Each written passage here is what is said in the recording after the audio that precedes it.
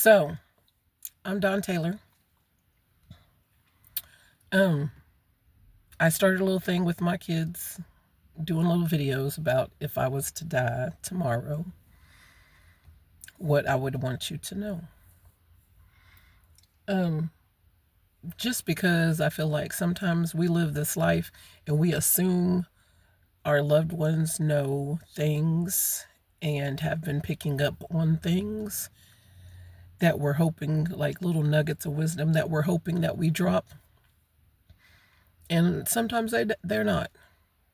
So I just started little videos that I leave for my kids sometimes. Started last year, just mentioning things that I wish somebody would have told me, basically, when I was younger. That I wish I would have listened to if somebody did tell me, but I'm pretty sure nobody did. And so tonight's episode of If I Was to Die after this message, or tomorrow, because nobody has promised anything, is maybe possibly a twofold. Maybe possibly a twofold. Okay. One is God is faithful. This is not just something that's cliche. When you think of the word faithful, even if you are like don't deal with religious stuff or spiritual stuff or God or anything like that, in our time period, like, you at least have heard the word faithful used maybe towards friendship or relationship or something of that nature. So the thing is, faithful means like you're down, you're not gonna go nowhere, you're not gonna change up, you're gonna ride or die. I like to say ride or fly. You're gonna ride or fly with the person, and that you're gonna show up when they need you to, and at each opportunity called on. Faithful means I can trust you. I can trust in you. I can trust what you said. I can trust what you do. I know if I need something, I can rely on that one, because that one's faithful. God is faithful.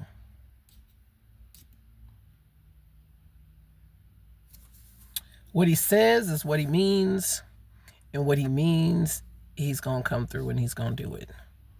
When I was younger, I don't think I really understood. Well, I know for a fact I didn't understand what that meant, because I didn't trust God's word, because I didn't trust people.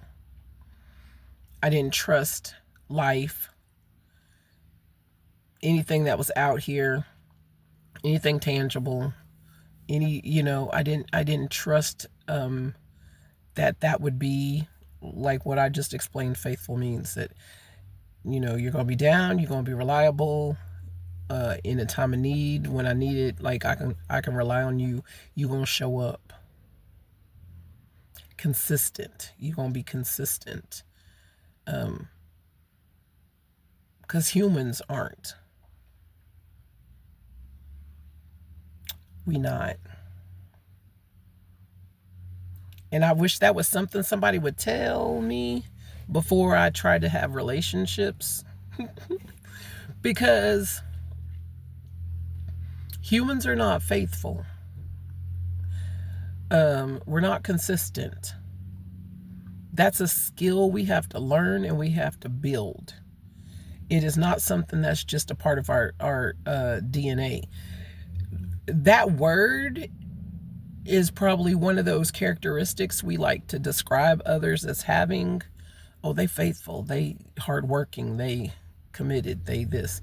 None of those things, none of those traits that we acclimate to that are things that are given. These are things you got to work at and work hard at. And the way you get there is by experiencing someone who's not been that, or experiencing times where you failed it. yourself. Because what it says in the word, and I'm going to tell you why I think this, why I believe this. What it says in the word is, and don't give me the quote and where, but you should Google it for yourself and figure it out, that when we're tested by something, when we experience something, that's when we know it's really what we believe. Like, it's really what we're about. Because we can say all day long that we are this or that we believe this or that we're Christians, we believe God, we stand for honesty, we're about truth. And then let a situation in your life happen that tests that puts pressure on that pushes down on that breaks that weighs you so far. Are you still that person? Are you still that? And sometimes we fail. A lot of times we do. Just what it is. But then what happens is there are some of us who are walking in the light, who are walking in the spirit, who are holding on to something greater. And when we do fail, we pick up and we keep trying. And that helps build us in that aspect. And then at some point in our lives, we are what we say we are. We are not always who we say we are, unfortunately. Or who we even believe to be, unfortunately. And that can be trying as you are developing your character and muscling through this world, because we desperately want to believe that we are like what we see in here. And we desperately want to believe other people are who they say they are. And that's not always true. Which doesn't always mean that the person is not faithful, the person is horrible, the person's a liar, the person's a narcissist, the person's just trash and you shouldn't deal with them. What most of the time that means, and sometimes it means that, but what most of the time that means is the person is human and they fail. And they have failures. And they have the possibility of change and the possibility of growth and the possibility of evolving and the possibility of building. And the hard thing, I think, is that in-between space of recognizing that you're not perfect and you're not who you thought you were, and of knowing that you can build and get there. That space in between that, where you're deciding. Because some people don't decide to do that. Some people decide to run back to the false nature and then just keep holding on to that and saying that's who I am, even though everything in their character is not showing it. That's when you get the narcissism. That's when you get the liars. That's when you get the messed up stuff. Is when the person is so scared or in pain or fearful of that in-between stage of building, where they run back and cling on to some nonsense and then just keep saying that, it's like a little kid throwing a tantrum, basically. It's like, what it is it's sad. That's what it is. I was going to give you some other analogies, but what it is sad. Because as humans, we all fail. As humans, we all mess up. As humans, we all don't reach the mark a lot of the times. And even when we want to think we are, we're disappointing somebody. If we ain't disappointing ourselves, we're disappointing somebody. I used to tell that to one of my sons. My oldest one, actually. It's like, you're always going to disappoint somebody. So don't trip. Like, you can't trip out about disappointing people, because you're always going to disappoint somebody. And it's okay. It's okay. So the other twofold is God is faithful. Okay?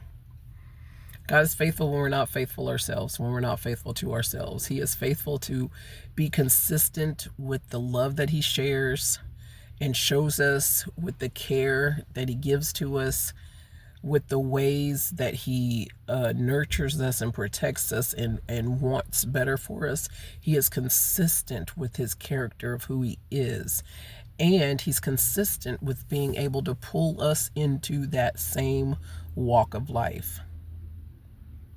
So when we fail as humans, when we fall apart, when we don't meet the mark or hit the mark or whatever, and I talked about, like, then you have the option, you have the, the choice to, like, make that decision, like, I'm going to keep trying, though. I'm going to pick up and now build to be that person, to be consistent, to be faithful, to have character. And it's God who we emulate as we do so. He's faithful even in that. He's faithful in the building us.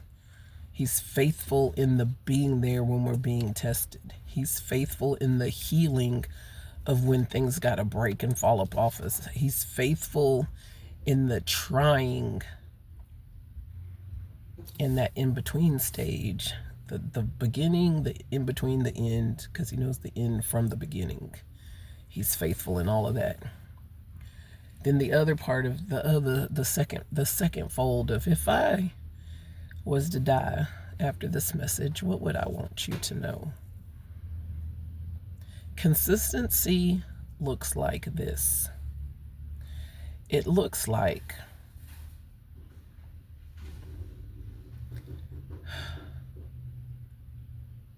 peace in the middle of chaos. It looks like there will be times in your life when it will hurt, when it will be painful, when it will be trying, when situations, people, your efforts, your dreams, your desires, your loved ones, your goals, just everything is like putting the screws to you.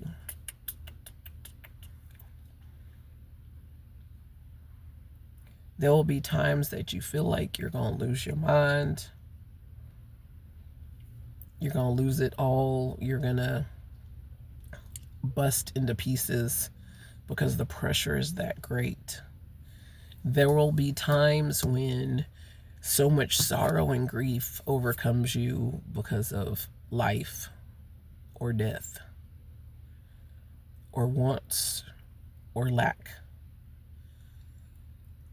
where you feel like a burst of wind will just take you away. Like, there will be times when life hurts and being alive hurts. And it's confusing and it's frustrating and it's unexplainable. And consistency, faithfulness, character building, the testing of the fact, all of this can feel like peace in the middle of that chaos. But there is a point where, to get to that,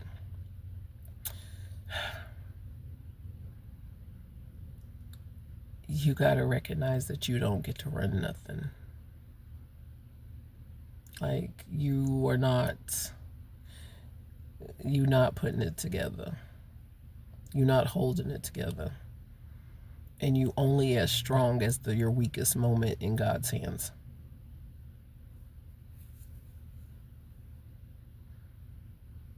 That's just how it is, man. Because being strong, surviving life, is what makes you crazy. Like, legit. Holding it together is what makes you feel like you falling apart inside. I wish somebody could have told me that like 43 years ago. And then consistently, like every 6 months until like now. So I could have got it in my spirit and understood it.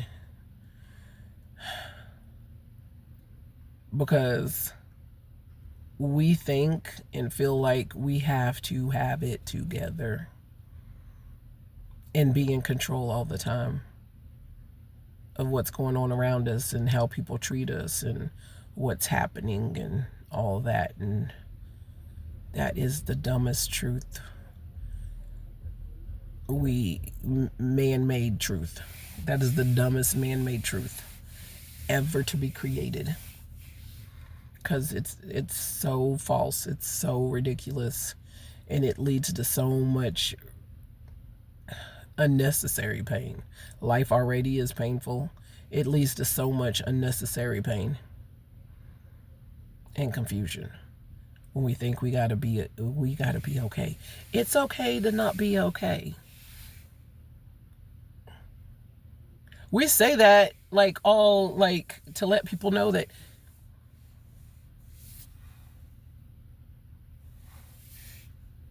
okay. We say that to let people know that you can, you need to cry. You need to grieve. You need to yell. You need to, throw something, break something. It's okay to not be okay. But we don't say that when somebody is like, have lost and had a break with reality and like is ready for a straitjacket. We don't say that when somebody is holding someone hostage with a knife. When someone's threatening the life of their children and spouse. We don't say it then. So how much okay is okay to not be okay?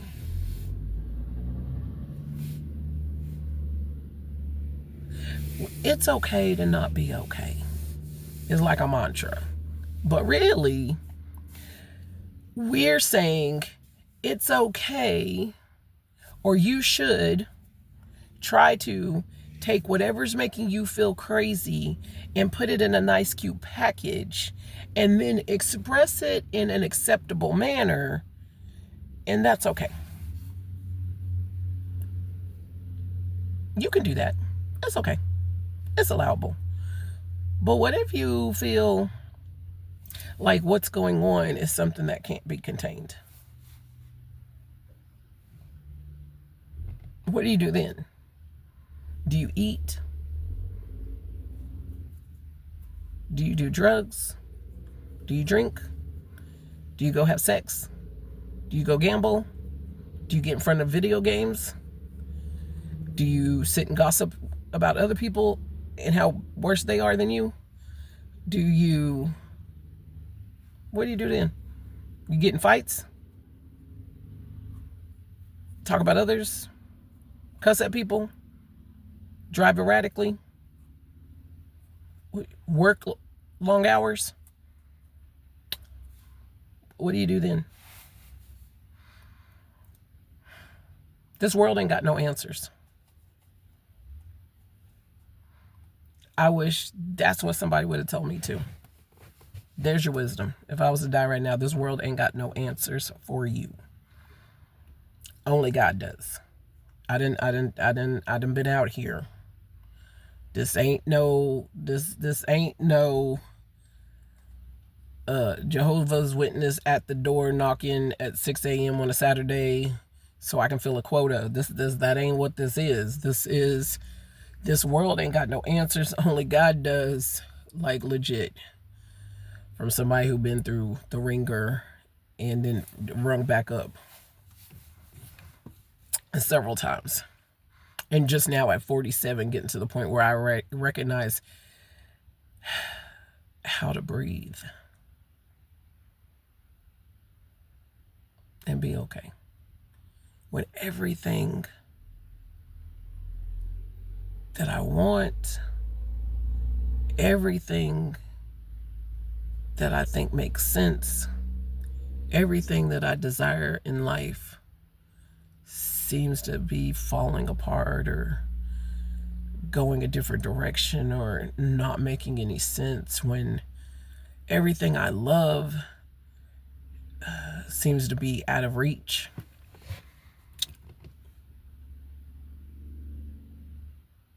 So when everything feels like I should fall apart,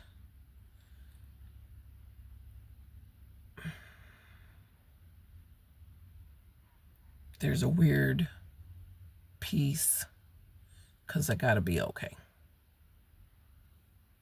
And not in the way that I'm making myself okay. And I've done that before with food, with sex, with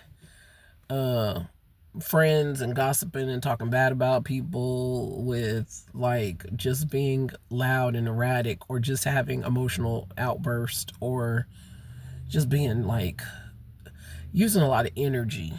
All these things I mentioned is like to not go into all the emotional, psychological, physiological aspects of why that feels a void or a need. It's you're using a lot of energy.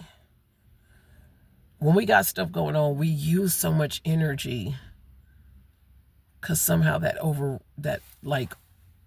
overruns what's really going on. Then it's like we can avoid what's really going on.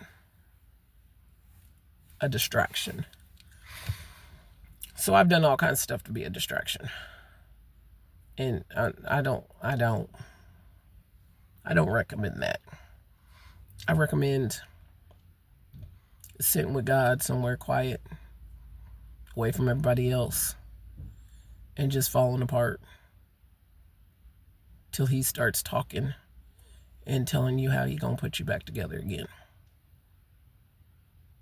That's what I recommend, because everything else is temporary and it don't work.